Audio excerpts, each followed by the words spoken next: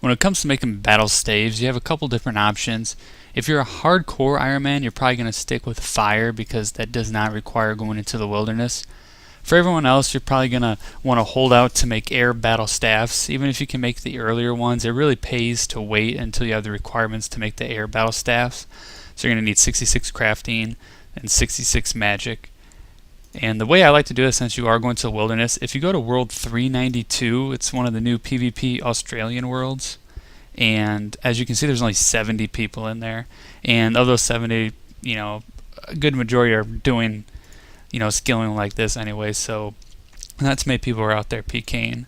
As far as the gear setup, I do a little bit of prayer, but it doesn't matter. It honestly doesn't matter what you set up as. And I wouldn't risk getting like graceful or something, because if you die, yeah, it drops on the ground, but you still have to go back up there to pick it up, and if the guy's being a jerk and doesn't let you come back there, that can be annoying. And as far as banking, I just take out one teleport to house tab. I think it's worth it making these too, because they're really useful for so many different things. It's a good idea to stock up on a bunch, so I need to make some more here. And then I withdraw 78 cosmics and then unpowered orbs to fill up my inventory. And the reason I'm doing 78 is because each of these orbs is going to take 3 cosmics to make. The second big point is you want to have your camera facing east. For the reason right there is you need to open that trap door, and the easiest way to open the trap door and go down is having it facing east. When I have it facing north, I can open the trap door, but I can't actually click it to go down, so that's really annoying. So for the whole run, I just keep it east. Also for the whole run, I always or usually have the melee protection prayer going. I'm able to have it on the entire time, and it never goes down. And the reason I do that is because you have to go through some black demons up here, and they can hit, pretty high depending on what your defense level is.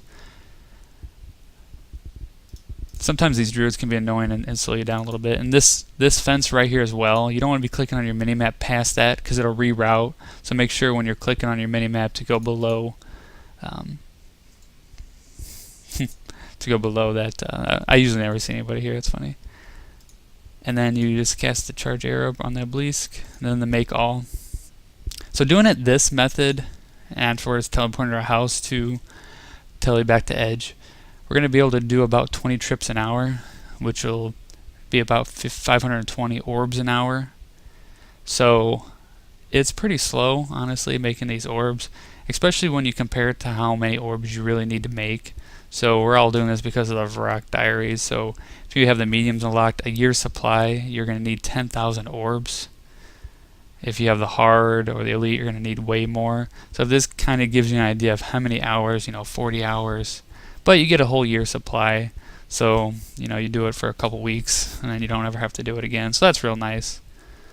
So this just gives you kind of an idea of what the entire process is like. And then once you're done here, just teleport back to the house and recharge the run energy. So that's why it doesn't matter if you have graceful, because especially if you're coming back to the house here, and then Edgeville with the glory right here.